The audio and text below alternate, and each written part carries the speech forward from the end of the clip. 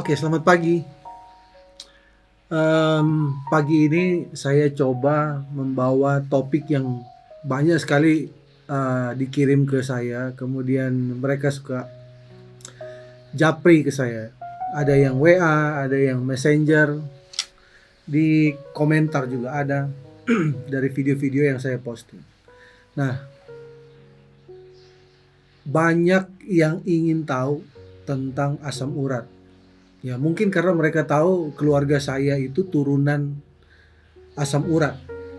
Contohnya, ya opa saya, oma saya, papa saya, om saya, tante saya, semua itu penderita asam urat. Sampai mereka meninggal pun itu diawali dari asam urat, dan itu menjadi momok buat keluarga saya gitu. Dan dari dulu saya juga berpikiran bahwa kalau sudah kena asam urat, ya terima saja. Karena apa? Karena yang namanya asam urat itu bagi saya dulu adalah penyakit keturunan. Sampai waktu 5 tahun lalu, ya 5 tahun lalu itu saya memasuki umur 42 tahun ya. 42 tahun, asam urat itu akhirnya datang juga. Saya sudah tunggu-tunggu, kapan saya akan kena asam urat ini.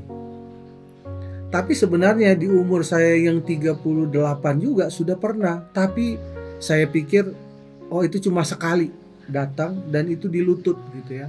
Saya tidak bisa jalan. Saya pikir ini mungkin karena main badminton sudah terlalu lama, sudah main 4-5 set. Ya. Tapi waktu umur saya 42, nah itu mulai bengkak. Yang dulu itu pernah sakit tapi tidak bengkak. Kaki saya sudah mulai bengkak. Di mana? Di jari kaki di depan bagian sini, waduh, jari tengah bengkak sakit. Saya cek asam urat saya bisa sampai 16. Dan saat itu saya bilang bahwa ya sudah, ini adalah penyakit turunan. Padahal saya sudah keluar dari perusahaan lama saya atau perusahaan minyak, dan saya sudah menjadi seorang petani. Tahun 2013 sampai 2016 saya bertani. Makanan saya sayur-sayur yang saya tanam sendiri. Ya, saya tanam sendiri. Kemudian ya memang nggak semua karena nggak cukup, karena lahannya sedikit. Ada juga yang saya beli di pasar dan lain-lain. Tapi begitu saya pindah ke Bandung, mulai makanan yang waktu itu saya sehat, waktu di Manado itu sehat, sangat sehat, nggak pernah sakit sekalipun. Tapi waktu saya kembali ke Bandung tahun 2016, ya makanan sudah nggak ada yang saya tanam sendiri ya. Mertua saya bertani, tapi bertani di lahan yang kecil, jadi nggak cukup. Jadi kita beli di pasar, makan makanan yang ada di luar, nggak makan lagi di rumah. Akhirnya menginjak umur 42 tahun, mulailah penyakit itu datang, yang saya bilang adalah penyakit keturunan. Tapi saya coba belajar, ya. Saya pelajari, saya pikir mungkin kalau saya pelajari saya akan tahu obat-obatan apa saja yang bisa saya minum. Tapi ada teman yang bilang, bro, kalau lu minum obat itu sama dengan nanti akhir hidupmu itu akan sama dengan orang tuamu, om, tante, kemudian opa, oma, akan sama seperti itu. Maka saya mengurungkan niat saya untuk kursus pengobatan secara medis. Kan ada dulu online course ya, ada yang dari Amerika, ada yang dari Inggris, ada yang dari Jerman. Saya saya tidak jadi untuk mempelajari itu. Tapi kemudian waktu COVID itu ada kelas Master Filsafat, MPhil ya, MPhil. Ya, saya lihat mata kuliahnya di sana ada teologi kesehatan. Kenapa saya nggak belajar dari sana? Oke, begitu masuk mata kuliah teologi kesehatan, saya lihat, mohon maaf ya, waduh, yang ngajar orangnya sakit-sakitan. Kemudian tengah jalan yang ngajar kemudian meninggal. Tapi yang saya ambil adalah apa yang disampaikan oleh dosen saya ini menggambarkan apa yang dilakukan kebanyakan orang. Ya. Mereka sudah sakit dan mereka sudah tahu apa yang mereka lakukan itu sama flow-nya dengan yang ada di dunia ini. Apa? Endingnya adalah mereka hanya berpikir semua sayur, semua buah, kalau kita sudah berbicara vegetarian, itu semuanya sehat. Tapi karena saya punya pengetahuan sebelumnya 2013 sampai 2016, saya bertani di kampung saya 3 tahun, saya mempelajari pertanian. Sehingga saya mulai menciptakan pupuk-pupuk organik, kemudian bagaimana kita mengambil hormon dari tumbuhan untuk di-apply ke tumbuhan yang lain, bagaimana kita mengubah tumbuhan yang tidak baik menjadi lebih baik atau melakukan pemuliaan. Dari situ saya bilang, ini kemungkinan besar yang salah dengan kita. Akhirnya, walaupun dosen saya mengajar tidak selesai karena dia sudah beristirahat, ya, di situ kami belajar sendiri. Saya pun belajar sendiri. Mungkin ya saya nggak tahu apakah itu yang terbaik, tapi akhirnya saya jadi belajar sendiri. Saya mulai menggunakan akal sehat saya, menggunakan apa yang saya pelajari dan materi-materi yang ada, sehingga kemudian saya menemukan beberapa missing link, ya, missing link, dan mulai saya praktekkan. Dan semua yang dan akhirnya sampai pada saat ini, semua yang pernah dilarang oleh dokter saya untuk tidak dimakan, saya makan. Karena setelah saya pelajari, ya, saya pelajari bukan itu penyebab utamanya. Ya. Dan banyak juga peneliti sekarang menyatakan bahwa asam urat yang kita makan, yang datangnya dari makanan itu, hanya menyebabkan 10% dalam tubuh kita. 90% itu diproduksi oleh tubuh manusia. Jadi tubuh kita itu, ya, kita mulai membahas sekarang. Tubuh kita itu memproduksi asam urat sendiri. Taruhlah seperti ini.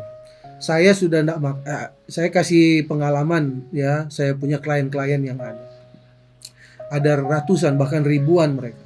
Saya tanya, sudah berapa lama Bapak kena asam urat?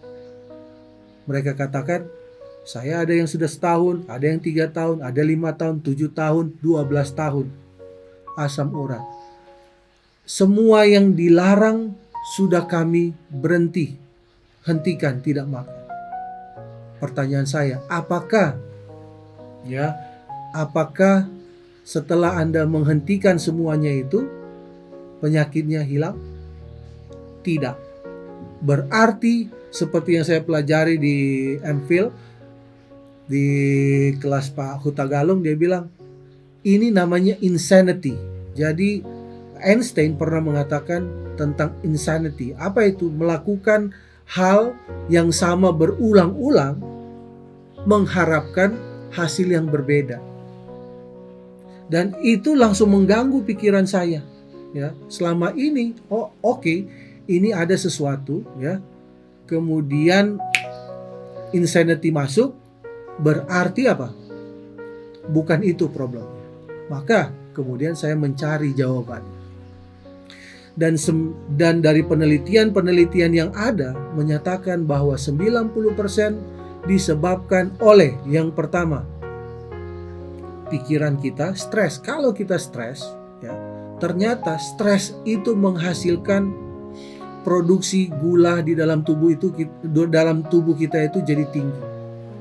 Ya. Ada hormon, ya. Hormon yang kemudian meningkat pada saat stres dan menaikkan kita punya kortisol, ya. Kemudian apa?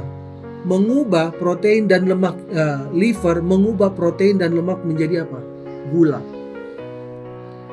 Akhirnya gula itu kemudian dalam tubuh kita itu, karena dia produksi terlalu banyak dan sudah ada cukup banyak juga gula di dalam tubuh kita, akhirnya terjadilah yang namanya radikal bebas dan juga oksidasi dalam tubuh kita. Jadi itu. Jadi penyebab utamanya adalah oksidasi dan radikal bebas. Ibaratnya adalah kalau besi itu sudah karatan. Maka yang karatan itu harus dibersihkan. Nah, kemudian apa yang dilakukan oleh tubuh kita untuk mengantisipasi karat itu? Ya, tubuh kita berpikir, orang ini sebenarnya butuh untuk membersihkan tubuhnya. Tapi yang jadi permasalahannya, orang ini malas makan makanan yang memiliki antioksidan.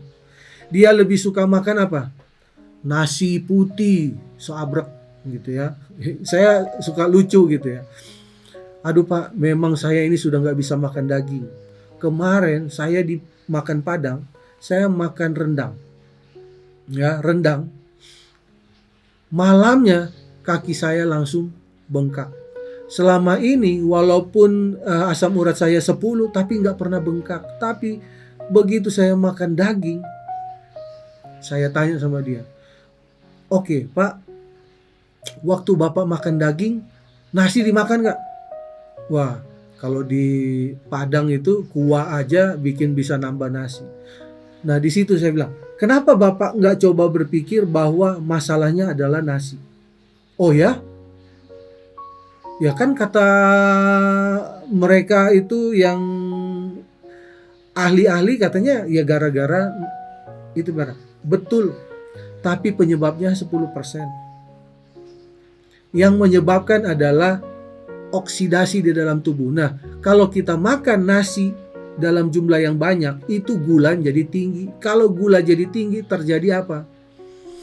Oksidasi di dalam tubuh kita. Maka ya, si bapak itu berikut setelah sembuh kakinya, dia datang ke saya. Pak, kemarin saya makan all you can eat tanpa nasi. Sampai sekarang tidak ada yang bengkak sih. Tidak ada yang bengkak. Karena apa? Dia nggak makan nasinya. Nasi yang menyebabkan. Kenapa? Karena di nasi itu bukan hanya gula. Di nasi itu ada arsenik. Ya. Arseniknya dari mana? Arseniknya itu dari waktu dia bertanam, bercocok tanam, air kan. Kalau nanam padi gimana caranya? Airnya mengalir. Ya. Airnya mengalir. Ada juga yang cara bertanamnya adalah menggunakan metode ada metode yang airnya macak-macak. Saya lupa metode itu karena sudah lama saya nggak bertani ya, terakhir 2016. Jadi itu ada satu metode, jadi lahannya cuma, tapi tetap juga di awalnya harus apa? Dilewati oleh air. Nah air itu mengandung arsenik. Bayangkan banyak orang di atas, kalau Bapak biasanya kan berundak-undak gitu ya. Waktu di bawah ya, waktu Bapak saudara-saudara bertani lihat dia berundak-undak, itu kan air mengalir dari atas ke bawah. Orang di sana pakai kimia, ini pakai kimia, Bapak sendiri yang organik. Tapi air dari atas ya sama saja. Kemudian arsenik. Ya boleh cek apakah arsenik ada di air, nanti boleh googling. Nah arsenik itu kan lewat. Nah ini semua diserap sama dia, sama si padi ini. Akhirnya jadilah dia masuk ke dalam berasnya. Nah itu. Jadi arsenik ini juga bikin kita punya apa? Pembuluh darah menjadi memar-memar, radang segala macam. Itu namanya salah satu bagian daripada oksidasi. Ya ada radikal bebas masuk, terjadilah oksidasi. Kita makan makanan yang coklat ya, coklat enak nih. Itu coklat itu mengandung logam berat. Nah itu ya makanan-makanan itu yang membuat apa? Peradangan. Oke. Nah gara-gara itu maka tubuh kita bicara sama tubuh kita. Orang ini bebal sekali, makannya jorok, tapi susah sekali makan yang makanan yang ada antioksidannya. Karena terjadi oksidasi dalam tubuh, maka tubuh juga butuh apa? Antioksidan. karena saya tidak makan makanan antioksidan untuk melawan ini, maka tubuh mengkompensasi. Jadi tubuh kompensasi. Cara kompensasinya dia bilang apa? Saya produksi sendiri deh. Ya, produksi sendiri. Tubuh, liver tolong produksi yang namanya, tubuh tolong produksi yang namanya asam urat. Supaya orang ini yang makanannya jorok, ya, makannya gula, makannya tepung, makannya semua yang menyebabkan oksidasi di dalam tubuh, dia makan. Tapi tidak pernah mau makan sayur-sayuran hijau, terus nggak mau makan bayam yang tinggi potasiumnya untuk membersihkan. Ya, malah takut makan bayam. Saya punya pasien semua, klien saya suruh makan bayam. Ya. Oke, nanti kenapa nanti saya jelaskan. Nah, akhirnya tubuh apa bilang? Saya keluarkan sendirilah antioksidan. Akhirnya dikeluarinlah antioksidan. Namanya asam urat. Jadi asam urat itu bukanlah penyakit. Asam urat adalah satu zat dalam tubuh yang diberikan Tuhan kepada manusia untuk bisa mengatasi oksidasi radikal bebas dalam tubuh kita. Oke. Nah, karena si asam urat itu adalah antioksidan, maka ada kata anti ya, antioksidan. Maka ada oksidasi di dalam tubuh kita yang tadinya asam urat itu antioksidan, antinya sekarang diambil untuk mengatasi oksidasi. Pertanyaan, sisanya sekarang apa? Sisanya yang tadinya antioksidan sekarang menjadi oksidan. Berarti ada ekses, ada sisa hasil pekerjaan yang dia tinggalkan. Pertanyaannya adalah, apakah bisa dibersihkan? Apakah bisa dibersihkan sisa dari asam urat yang diproduksi oleh tubuh itu? Bisa. Cara membersihkannya dengan apa? Dengan mengkonsumsi makanan-makanan yang memiliki kadar potasium yang tinggi. Kalium yang tinggi. Tujuannya apa? Karena kalium atau potasium itu sifatnya diuretik, sifatnya bikin orang kencing-kencing. Nah, potasium ini kemudian ini sudah asam urat sudah kerja, ada sisanya, dia pergi ke ginjal. Kemudian dia bikin orang itu apa? Mengeluarkan, ya. Simpelnya seperti itu. Jadi diambillah oksalat atau sisa-sisa dari asam urat yang ada di ginjal itu kemudian dibuang. Jadi potasium membersihkan. Itulah sebabnya di dalam bayam, ya. Ini bayam itu siapa yang ciptakan? Tuhan. Tapi yang larang makan itu adalah orang-orang yang tanda kutip ya. Saya nggak mau sebut mereka, nanti saya di-ban. Pabrik juga ya, saya nggak mau sebut pabrik yang melarang itu. Nanti di-ban lagi kita. Oke. Mereka kemudian bilang apa? Jangan makan bayam. Karena di sana ada purin. Purin itu bermanfaat untuk tubuh kita, apalagi yang masih bertumbuh. Ya. Tapi setiap kali dia bekerja, ada menyisakan residu yang harus dibersihkan. Maka Tuhan ciptakan bayam itu hanya memiliki kurang lebih 5-6% purin di dalam 100 mg bayam. Ya, pokoknya kecil sekali lah. Nah, kemudian potasiumnya atau kaliumnya di dalam bayam berapa? Kalau di sini ada 5 mg, ya 5 mg, maka potasium purin 50 mg umpamanya. Potasium di dalam bayam itu ada 558 mg sampai 600 mg. Berarti berapa kali? 10 kali lebih banyak daripada purin. Tujuannya apa? Tuhan bilang ini bertumbuh untuk pertumbuhan, ya, untuk membantu manusia membersihkan oksidasi dan yang lain-lain, ya. Yang ini setelah dia kerja dia bersihin. Masalahnya kenapa kita makan bayam jadi sakit? Gara-gara kita sudah dalam posisi sakitnya itu sudah 90%, kita tambahin 10%, jadi 100%, bengkaklah. Tapi nggak masalah. Yang terjadi sama saya adalah setelah saya tahu itu, saya kemudian makan bayam. Waktu sudah sakit, saya makan bayam. Tambah sakit dia. Begitu dia tambah sakit, yang terjadi kemudian apa? Biasanya kalau saya makan obat baru turun. Ini saya coba nggak makan obat. 1-2 hari kemudian redah sakitnya. Ibaratnya seperti ini. Saya mau tanya, kalau kita tergores tangan kita, ya, tangan kita kegores, perih kan? Apalagi waktu kita taruh jeruk. Waktu kita taruh jeruk, perihnya jadi bertambah nggak? Sudah perih waktu tergores, ditaruh kemudian jeruk. Perih nggak? Perih. Akhirnya terjadi apa? Kita jadi takut. Padahal setelah perih itu hilang, lukanya cepat kering atau tidak?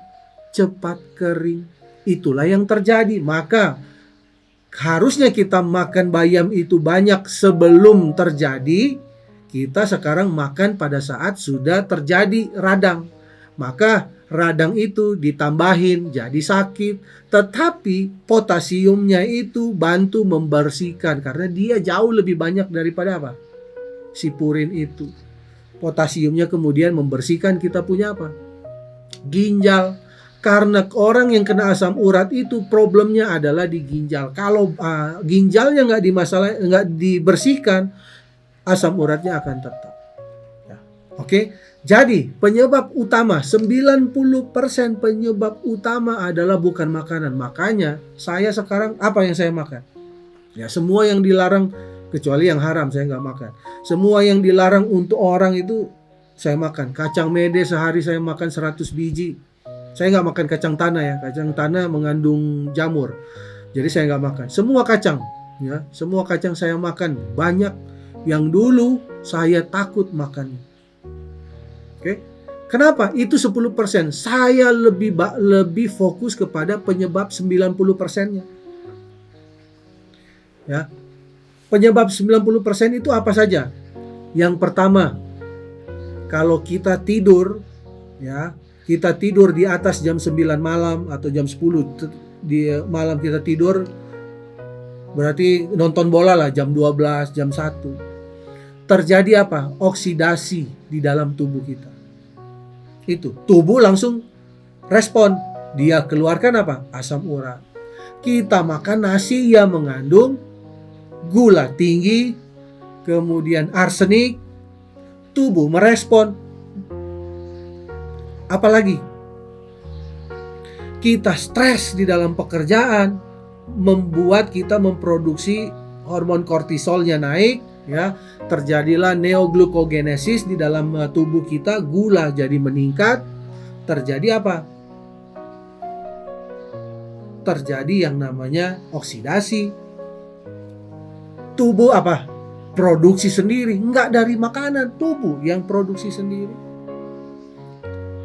Jadi itulah beberapa penyebab utama. Nah, kalau saya fokusnya tidak makan yang tadi itu yang dilarang, jeroan, itu penyebabnya 10%. Kapan selesainya? Kapan selesainya? Ya, seperti klien saya sudah sampai ada yang 12 tahun. Tetapi waktu saya fokus kepada yang 90%-nya, semuanya jadi aman. Sampai detik ini saya dulu sudah gantung raket. Gak main badminton, sudah sempat 3 tahun saya tidak main. Sekarang saya main 4-5 set. Ayo saya layani. Tidak ada lagi sakit-sakit di sendi-sendi saya, di mana sudah tidak terasa sakit. Tapi sangat gampang saya untuk memunculkan dia lagi. Saya berapa kali bereksperimen. Setiap kali eksperimen saya cek hematologi. Ya, saya eksperimen, saya makan tepung. Dari mana? saya makan mie instan. Dan saya makan mie instan itu saya biasanya suka yang jumbo itu. Ya, saya makan. Nggak usah nunggu 1-2 hari, kaki mulai sudah nggak nyaman. Kenapa? Ada oksidasi. Dan gula di dalam mie instan itu juga tinggi. Nah, gula kalau sudah ada peradangan, gula datang ke situ, gula itu ngajakin air. Air itu bikin tekanan tinggi.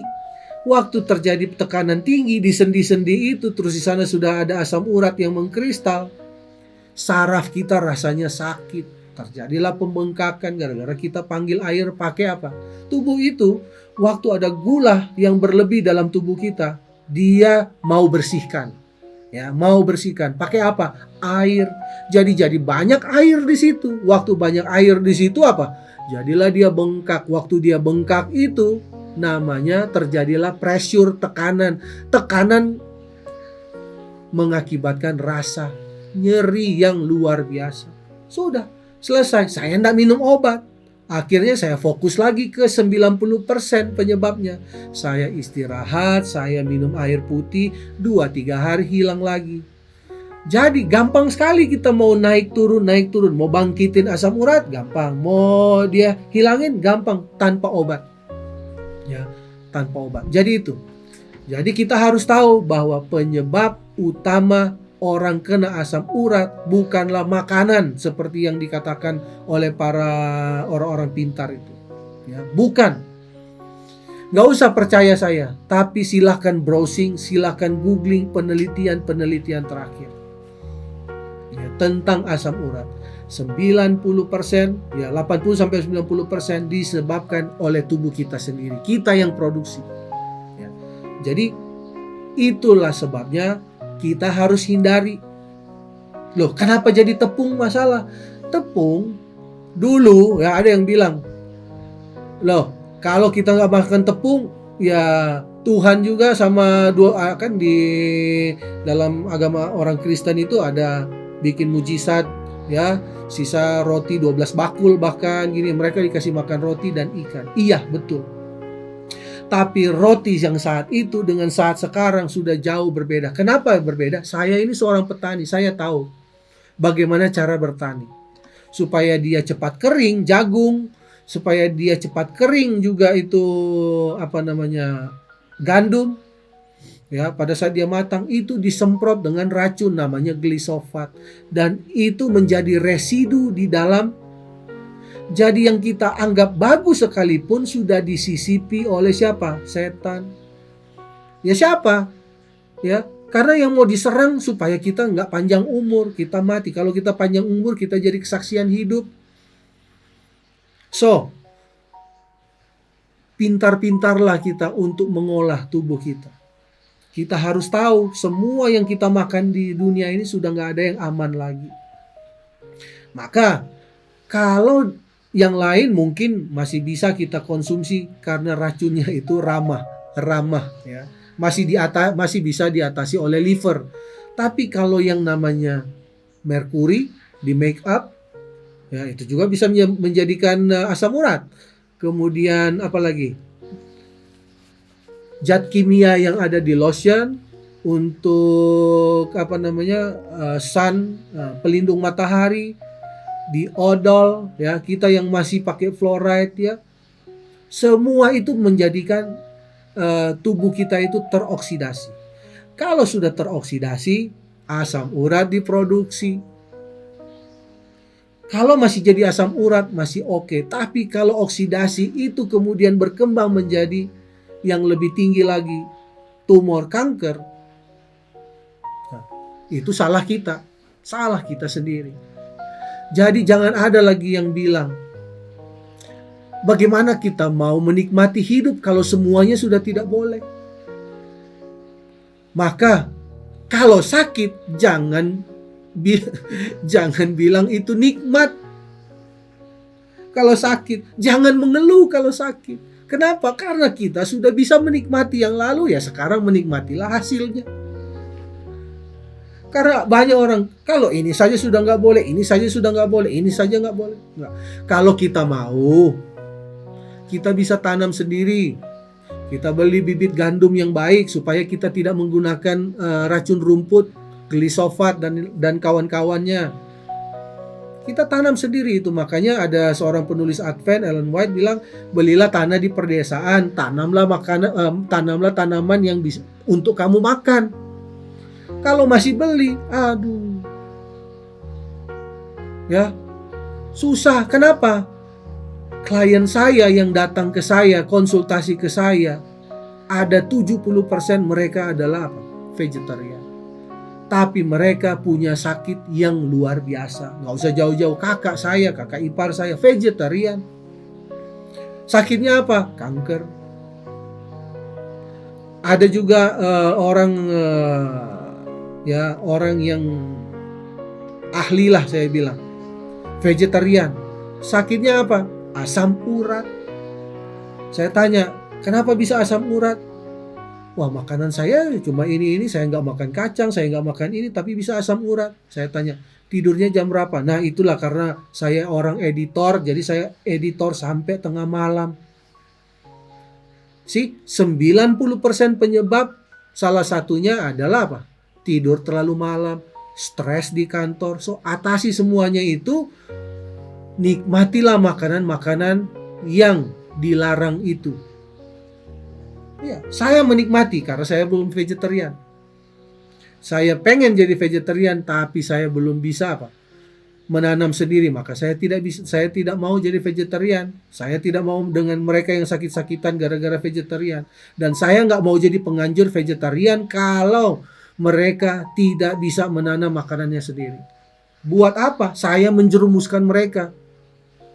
Tiap hari mereka makan racun. Kalau livernya mereka masih oke, no problem. Tapi lama-lama ketidaktahuan mereka tidak memberikan makanan yang baik buat liver, ya sudah jadi problem. Jadi kebaikan itu jadi masalah. Maka kita harus smart. Jadi solusi buat kita yang asam urat, nggak usah dulu pikirin tentang makanan. Oke, kalau memang nggak sanggup untuk makan karena jadi tambah sakit, nggak apa-apa, stop dulu. Tapi fokus kepada penyebab utamanya. Jadi saya kasih protokolnya. Protokolnya adalah yang pertama nih, lakukan protokol diabetes. Nanti mungkin di video-video saya belum ada, tapi dalam waktu dekat saya akan kasih protokol diabetes. Yang sudah ada adalah protokol hipertensi. Silakan lihat video saya. Oke, lakukan protokol itu. Kemudian apa? Ya, kemudian lakukan penghentian. Jadi stop sumber utama daripada asam urat yang saya sebutkan tadi. Stop. Ya. Berarti harus apa? Tidur di bawah jam 10 malam. Kemudian minum air yang cukup, ya. Oke. Kemudian tidak tidak mengkonsumsi nasi, ya, karbohidrat dari nasi yang berlebihan. Oh, ada yang tanya, terus boleh makan nasi merah, nasi hitam? No, nggak boleh. Kenapa? Karena akan terjadi oksidasi yang lebih hebat. Karena apa? Di dalam nasi coklat, nasi hitam itu mengandung lektin, mengandung racun, ya, yang kita bisa bikin kita cepat rasa kenyang. Itu begak, itu lektin itu. Jadi kalau mau makan nasi, ya nasi aja lah, gitu ya. Nasi dibersihin benar-benar, nggak apa-apa, hilang vitaminnya, hanya ada karbo, tapi paling tidak itu. Ya. Kemudian apa? Tidak makan tepung, karena tepung itu penyebab oksidasi utama. Kemudian apa lagi? Tidak makan semua yang manis, yang ada gula. Ya, bukan hanya ada gula, yang manis. Kalau sudah bilang yang manis, kira-kira apa? Buah naga boleh? Tidak boleh. Loh, itu kan fruktosa, nggak langsung masuk ke dalam darah. Iya, dia tidak masuk ke dalam darah, tapi bikin kita fatty liver. Karena gulanya harus diolah di liver. Dan butuh berapa lama? Hanya 15 menit sudah jadi gula itu. Sudah jadi gula. Saya sudah bilang, ada orang yang asam urat, dia bilang, oh ini kok sehat. Nggak selesai-selesai. Begitu dia berhenti makan semua yang manis-manis, termasuk pepaya manis, pisang Ambon ya. Kemudian pisang-pisang yang dijual yang bagus-bagus itu, yang rasanya manis kayak gula, itu stop, baru bisa selesai. Ya. Jadi semua sudah. Ya, semua sudah. Jadi itulah penyebab utama kita. Tapi kalau yang sudah ada goutnya, ya sudah ada goutnya, hindari dulu yang ada purinnya tentunya, karena akan rasa sakit. Ya. Kemudian apa lagi? Istirahat sudah, tidak makan yang ada rasa manisnya, tidak makan yang tepung, tidak makan nasi. Yang boleh makan apa? Ya silakan makan yang lain gitu kan. Di sana ada dari ubi, ada, kemudian ada sayur-sayuran, ya sayur-sayuran, terserah mau makan apa aja boleh. Karena kita mulai fokus kepada apa? Penyebab 90%. Itu saja. Nanti mungkin kekurangan dari sini boleh ditanyakan di komentar, atau nanti boleh saya tuliskan di deskripsi. Ya. Kemudian apalagi? Sudah menyetop, sudah stop, setelah sudah lakukan protokol diabetes, kemudian lakukan apa? Stop. Ya, stop makan yang menyebabkan penyebab 90% itu. 90% penyebabnya di stop. Nah, setelah itu apa? Konsumsi makanan-makanan yang tinggi potasium atau kalium. Apa yang tinggi kalium? Ya, air kelapa. Ya, air kelapa. Kalau saya biasanya kalau saya melanggar, ya, saya umpamanya nonton bola, besoknya yang saya cari adalah air kelapa. Air kelapa aja. Kalau bisa jangan yang hibrida. Ya, air kelapa apa saja tapi jangan yang hibrida kalau bisa, kalau ada. Karena apa? Air kelapa itu mempunyai potasium yang tinggi. Nanti boleh silakan. Atau makan apa? Makan pisang. Pisang apa? Pisang sepatu, pisang kepok. Pisang kepok yang setengah matang, dikukus. Berapa banyak? 10 sampai 14 buah. 10 sampai 14 buah itu dimakan sehari. Jadi jangan dijadiin cemilan ya. Jangan. Jadi kita makan pagi, makan siang, atau makan malam. Jangan setiap jam kita makan, jangan. Ya. Kita harus juga kasih istirahat, kita punya lambung supaya pankreas kita tidak bekerja keras menghasilkan hidroklorik acid atau asam lambung. Kemudian apalagi? Kalau dia belum punya yang lain-lain, ya, belum ada benjolan-benjolan di sini, silahkan konsumsi bayam. Ya, bayam. Iya, bayam. Bayam itu dia punya potasiumnya, kalau purinnya 5%, potasiumnya 50%. 5 mg dia punya 500 mg. Jadi aman. Kemudian kacang mede mungkin ya. Kacang mede juga bisa, ada. Pokoknya silakan. Atau biji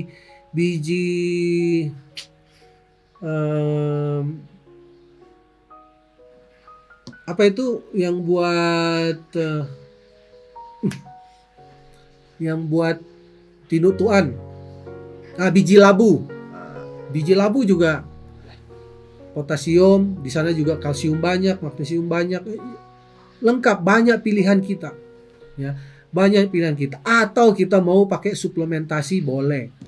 Tapi lumayan mahal, karena kalau orang sudah pengen ya silakan, lumayan mahal tapi. Ya.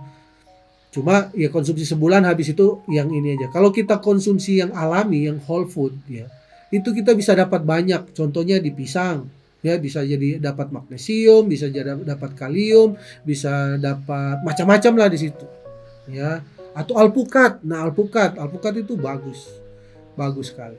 Jadi itu, konsumsilah itu supaya tubuh kita itu bersih. Dan jangan lupa, kita supaya tubuh nggak menghasilkan asam uratnya sendiri atau antioksidannya sendiri, silakan konsumsi sayur-sayuran yang hijau.